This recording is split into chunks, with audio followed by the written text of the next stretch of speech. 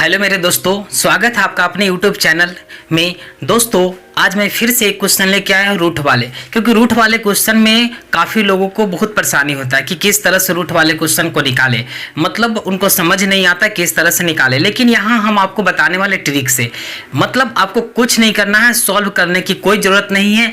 आप देखेंगे और आंसर करेंगे, मतलब उसी में आंसर, क्वेश्चन में ही आंसर आपको मिल जाएंगे। इस तरह के पेपर में क्वेश्चन आते हैं, है ना। आपको जहां तक पता है कंपटीशन के जितने भी एग्जाम है, एसएससी है, बैंक है, रेलवे है ना, किसी भी हर सभी एग्जामों में पूछा जाने वाला क्वेश्चन है। वैसे क्वेश्चन को मैं लेके आया हूं और ध्यानपूर्वक आप समझेंगे, आपको बिल्कुल समझ में आने वाला है, क्योंकि क्वेश्चन में ही आंसर होते हैं वैसे क्वेश्चन का। और क्या करते हैं, पेपर में लोग छोड़ के चले आते हैं, तो छोड़ के नहीं आना है। आज के बाद आप पेपर में छोड़ के नहीं आओगे, ये गारंटी है मेरी। तो समझेंगे क्वेश्चन किस तरह से पूछे जाते हैं। मान लीजिए क्वेश्चन अगर इस तरह से पूछे जाते हैं कि अंडर रूट ए गुना अंडर रूट ए गुना under root A dot dot dot अनंत तक, ठीक है।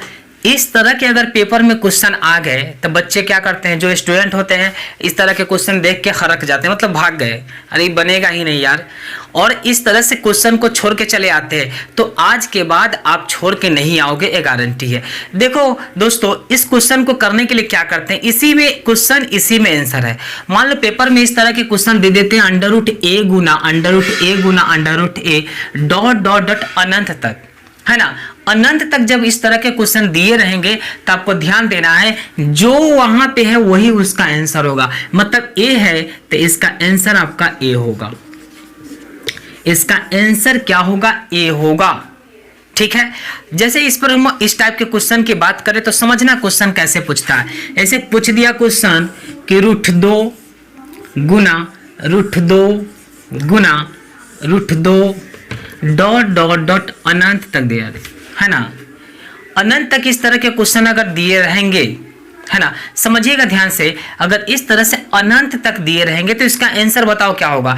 इसका आंसर है जो इसमें है, आपको क्या दिख रहा है, 2 दिख रहा है, 2 ही आंसर होगा। मतलब इसमें जो दिख रहा है वही उसका आंसर है। आप समझिए कि इसका आंसर क्या होगा, यही 2 आपका आंसर हो जाएगा, यही 2 आपका आंसर हो जाएगा। समझ गए क्वेश्चन को किस तरह से करना है, मतलब इसी में इसका आंसर छुपा हुआ है। इस तरह के मैं आपको जितने टाइप है सारे क्वेश्चन कराऊंगा, ठीक है। आप ध्यानपूर्वक समझते रहिए और वीडियो को लास्ट तक देखिए।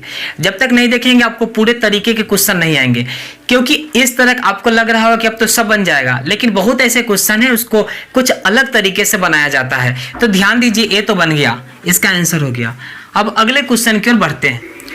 जैसे कि एक क्वेश्चन आप देख रहे हैं कि उसमें क्या था, उस टाइप के क्वेश्चन में कि under root 2 multiply under root 2 multiply under root 2 dot dot dot, कहाँ अनडिफिनिट यानी अनंत तक देता था, है ना। अनंत तक जब देता था तो वहां तो हम आंसर कर लेते थे भाई कि जो है वही उसका आंसर होगा। लेकिन इसमें आप देख रहे हैं कि बराबर में व्हाट पूछ रहा है, इसमें अनंत तक नहीं है, आपको बराबर में व्हाट पूछ रहा है। तो इस तरह के क्वेश्चन को वैसे नहीं करना है, ये दूसरे टाइप का क्वेश्चन है। इसको करेंगे क्या, इसमें आपको क्या दिख रहा है, तो 2 दिख रहा है, 2 दिख रहा है। उसके बाद ध्यान दीजिएगा, जितना रूट उतना 2 को गुना करो। मतलब इसमें कितना रूट है, 1 2 3, उतना बार 2 को गुना करो, यानी 2 गुना 2 गुना 2। मतलब एक रूट के बदले हमने 2 लिखा, दूसरे रूट के बदले 2 लिखा, तीसरे रूट के बदले 2 लिखा।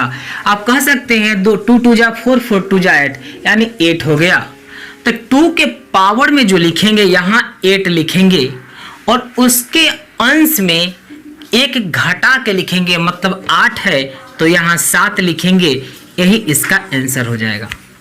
समझ पा रहे हैं।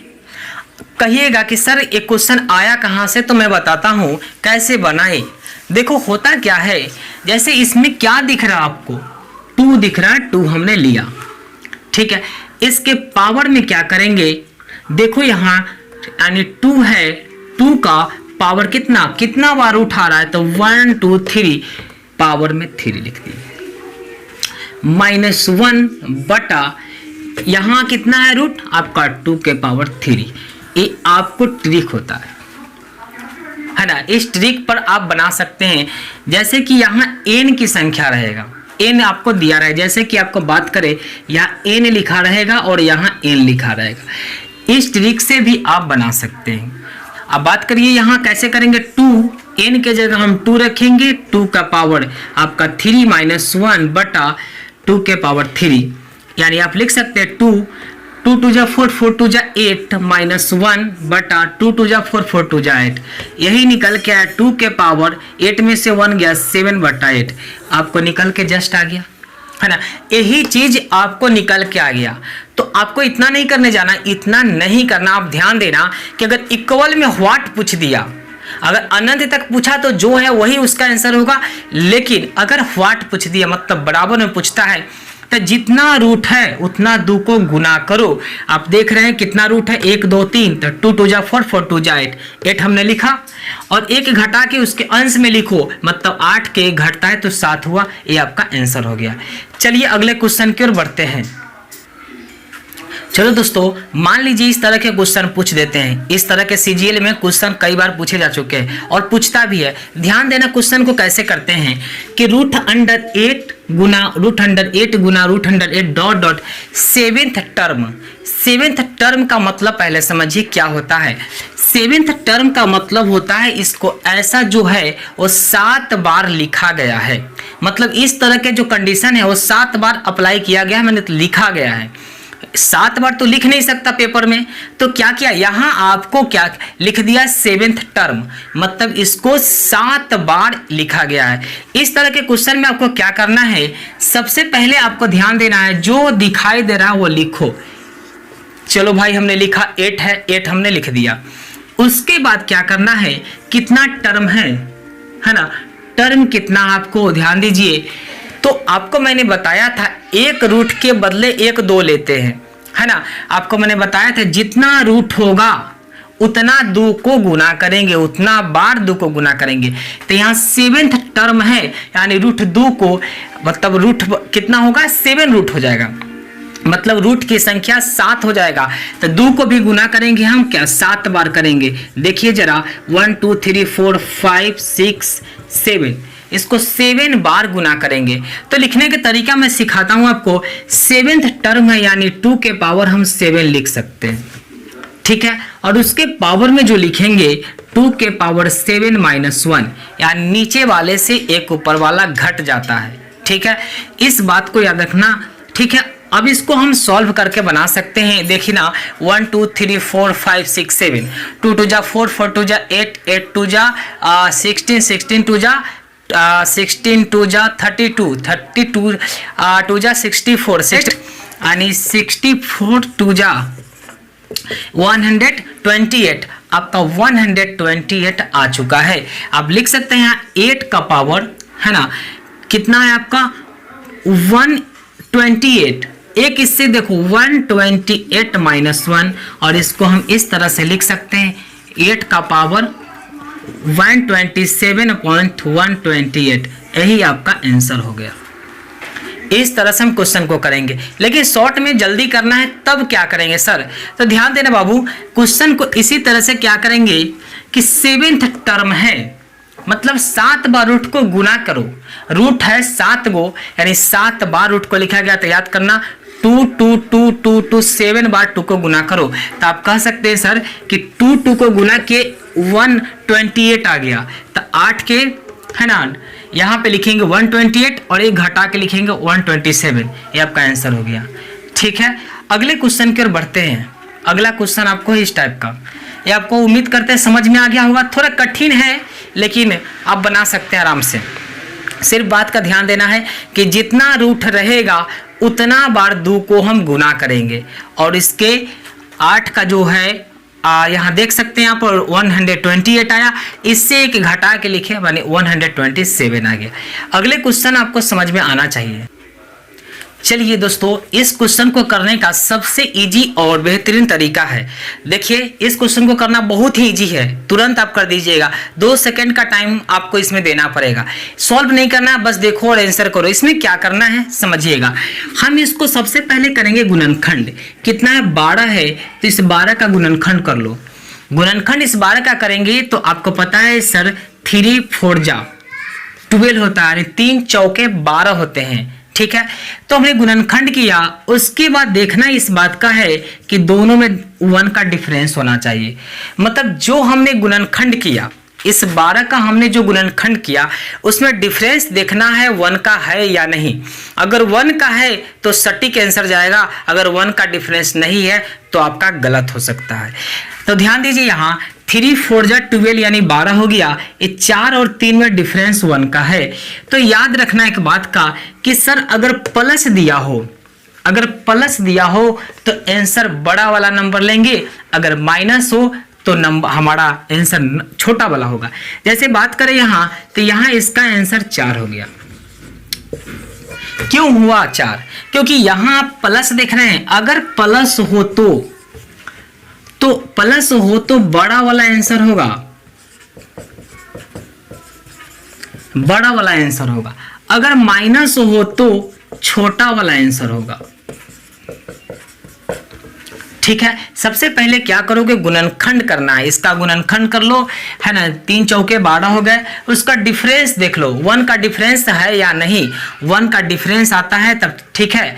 अगर प्लस में है दिया क्वेश्चन, अगर क्वेश्चन प्लस में दिया है तो आपका बड़ा वाला आंसर होगा इस गुणनखंड का। आप देख रहे हैं इस गुणनखंड का बड़ा नंबर 4 है, इसलिए इसका आंसर 4 हुआ। अगर यहां माइनस दिया रहता तब तो छोटा वाला आंसर होता, यानी 3 हो सकता था। चलिए अगले क्वेश्चन की ओर बढ़ते हैं। चलिए अगला क्वेश्चन आपके बोर्ड पे आ चुका है, आप देख सकते हैं कि किस तरह से इस क्वेश्चन को बनाना है। मतलब मैंने आपको अभी सिखाया कि सबसे पहले गुणनखंड करते हैं, गुणनखंड करने के बाद गुणनखंड में डिफरेंस देखते हैं 1 का। अगर 1 का डिफरेंस हो तो प्लस रहेगा तो बड़ा वाला आंसर, अगर माइनस रहेगा तो छोटा वाला आंसर। लेकिन आप कहेंगे सर यहाँ तो डिफरेंस, यहाँ तो आपका गुणनखंड हो ही नहीं रहा। आप देख पा रहे हैं कि 5 का गुणनखंड नहीं निकलता है ना, 5 का गुणनखंड नहीं निकलता। तो हमें एक बात का याद रखना, जब गुणनखंड नहीं निकले, पहला बात याद रखना, गुणनखंड अगर नहीं निकले, गुणनखंड नहीं निकले तो अगले नंबर को लेंगे, अगले नंबर को लेंगे जिसका गुणनखंड निकलता हो, जिसका गुणनखंड निकलता हो और डिफरेंस 1 का होना चाहिए। और डिफरेंस कितना का होना चाहिए, अंतर आपका 1 का होना चाहिए। चलिए 5 के अगले नंबर को लीजिए, तो 5 के अगले नंबर 6 आता है और इस 6 को चेक करके देखते हैं कि आपका इसमें डिफरेंस 1 का है या नहीं है। तो 6 को जब हम चेक करेंगे दोस्तों, तो सबसे पहले हम देख सकते हैं कि 2 3 जा आपका 6 होता है, 2 3 जा 6 होता है। तो आप देख रहे हैं 2 और 3 में डिफरेंस कितना का है, 1 का है। तो बिल्कुल सटीक है, ये आपका लग जाएगा। मतलब सबसे पहले मैंने बताया गुणनखंड अगर ना हो तो क्या करेंगे, गुणनखंड नहीं हो तो अगले नंबर को लेंगे जिसका गुणनखंड निकलता हो। तो अगले नंबर हमने 6 रखा और 6 का गुणनखंड निकलता है, क्या निकलता है, 2 3 जा 6 होता है। और इस बात का ख्याल रखिए कि दोनों में डिफरेंस 1 का होना चाहिए। आप देख पा रहे हैं कि यहाँ 2 और 3 में डिफरेंस 1 का है। तो इससे हम जान सकते हैं कि सबसे पहले देखेंगे अगर प्लस में है या माइनस में। क्वेश्चन हमसे प्लस में पूछा जा रहा है या माइनस में, तो क्वेश्चन यहाँ प्लस में है। अगर क्वेश्चन प्लस में हो तो क्या करेंगे, आपको मैंने बताया था गुणनखंड अगर निकलता तब होता ओ वाला आंसर। लेकिन यहाँ क्या है, यहाँ मैंने आगे वाले नंबर को लिया है ना। तो इसका आंसर जो हो जाएगा 2 और 3 के बीच हो जाएगा, 2 और 3 के बीच इसका आंसर हो जाएगा। अब ध्यान देकर समझिएगा, जब गुणनखंड ना निकले तो अगले वाले नंबर को लेंगे, वही नंबर लेंगे जिसका गुणनखंड निकलता हो। और उसके बाद डिफरेंस 1 का देखेंगे, वही जो होगा उसका गुणनखंड, वो मतलब उसी के बीच का उसका आंसर होगा। मतलब जैसे 2 और 3 के बीच में है तो 2.5 हो सकता है, 2.6 हो सकता है।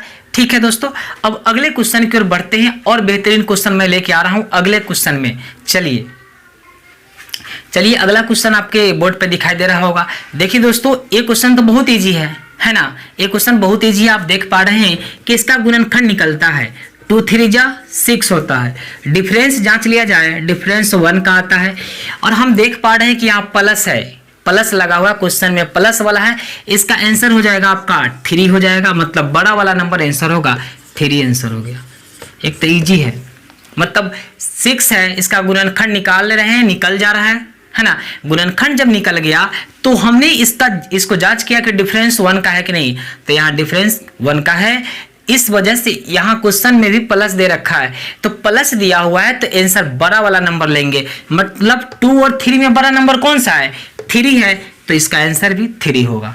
चलिए अगले क्वेश्चन पे चलते हैं। चलिए हमने तो प्लस वाला सिखा दिया, अब आप चलते हैं माइनस पे, क्योंकि प्लस वाले हम लोग काफ़ी क्वेश्चन को सीख चुके हैं, काफ़ी क्वेश्चन जान गए। लेकिन अब माइनस वाले की बात आता है कि भाई माइनस वाले भी क्वेश्चन तो पूछे जाते हैं, तो प्लस के बाद माइनस वाले क्वेश्चन पे हम कैसे करेंगे समझना। यहाँ क्या करेंगे, आप यहाँ देख पा रहे हैं कि इसका भी गुणनखंड निकल रहा है। क्या है, गुणनखंड निकल रहा है। तो यहाँ देख सकते हैं 2 3 जा 6, यानी गुणनखंड निकल गया। डिफरेंस देख लेते हैं, डिफरेंस भी 1 का है। तो एक बात का याद रखिएगा दोस्तों कि अगर प्लस रहता तो आंसर बड़ा वाला होता, लेकिन यहाँ माइनस का चिन्ह है, माइनस का जब साइन हो तो आंसर छोटा वाला होगा, यानी 3 नहीं होके क्या होगा, 2 होगा। इसका आंसर क्या हो जाएगा, 2 होगा। अगर प्लस रहता तब 3 होता, लेकिन यहाँ माइनस दिया हुआ, इस वजह से इसका आंसर 2 होगा। चलिए अगले क्वेश्चन पे। चलिए अगला क्वेश्चन आपके बोर्ड पर दिखाई दे रहा होगा दोस्तों। इस क्वेश्चन को कैसे करेंगे, तो इस क्वेश्चन को करना बहुत ही ईजी है। आप देख पा रहे हैं इसका गुणनखंड निकल रहा है। 20 का गुणनखंड निकाल के देख लो जरा। 20 का होता है 4 5 जा 20, 4 5 20, 4 5 20 हम लोग जानते हैं, है ना। तो गुणनखंड यहाँ हमने निकाला। अब डिफरेंस चेक किया जाए, डिफरेंस यानी 5 में से 4 गया 1, है ना। तो डिफरेंस भी 1 का आपको मिल चुका है। तो जब मिल गया तो आपको एक बात का ध्यान देना कि इसका आंसर जो होने वाला है, यहाँ क्वेश्चन में माइनस वाला है। क्वेश्चन अगर माइनस वाला हो तो आंसर छोटा वाले नंबर को लेंगे, अगर क्वेश्चन प्लस में दिया हो तो बड़ा वाला नंबर आंसर होगा। आप देख पा रहे हैं कि यहाँ माइनस में क्वेश्चन दिया हुआ है, इस वजह से इसका आंसर छोटा वाला यानी 4 हो जाएगा इसका आंसर। समझ पा रहे हैं क्वेश्चन को। एग्जाम में उतना टाइम नहीं लेना आपको, बस देखना 20 है, अच्छा 20 का निकालो, 4 5 या 20, और डिफरेंस 1 का है। अब छोटा है, माइनस लगा हुआ है, छोटा वाला ले लो मत। आपको ज़्यादा से ज़्यादा इसमें टाइम हार्डली 5 सेकंड का टाइम लग सकता है, इतना में आप कर लीजिएगा। आपका प्रैक्टिस है तो ऐसे क्वेश्चन को बिल्कुल आप 5 सेकंड में कर सकते हैं, ठीक है। तो अभी वीडियो बहुत लंबा हो जाएगा, इस वजह से मैं पार्ट 2 एक वीडियो लेके आऊँगा, जिसमें और भी सब ऐसे क्वेश्चन रहेंगे जिसमें आपको सारे क्वेश्चन को कराया जाएगा और इसी तरह से क्वेश्चन बताए जाएंगे। तो अगर आप मेरे चैनल पर पहली बार आए हैं, पहली बार वीडियो देख रहे हैं, तो जाके सब्सक्राइब वाले लाल कलर का दिख रहा हो उसको दबा दीजिए। बगल में बेल आइकन को जरूर दबा देना, इसलिए कि मैं वीडियो डालूँ तो आपको नोटिफिकेशन मिल सके, ठीक है दोस्तों। मेरा वीडियो अच्छा लगा हो तो शेयर जरूर करना। लाइक की बात मैं नहीं करूंगा, क्योंकि लाइक अगर आप लाइक करते हैं तो उससे आपका रिजल्ट नहीं आने वाला, ठीक है। आप पढ़ाई करो मन से, वही बहुत है, ठीक है। थैंक यू, धन्यवाद।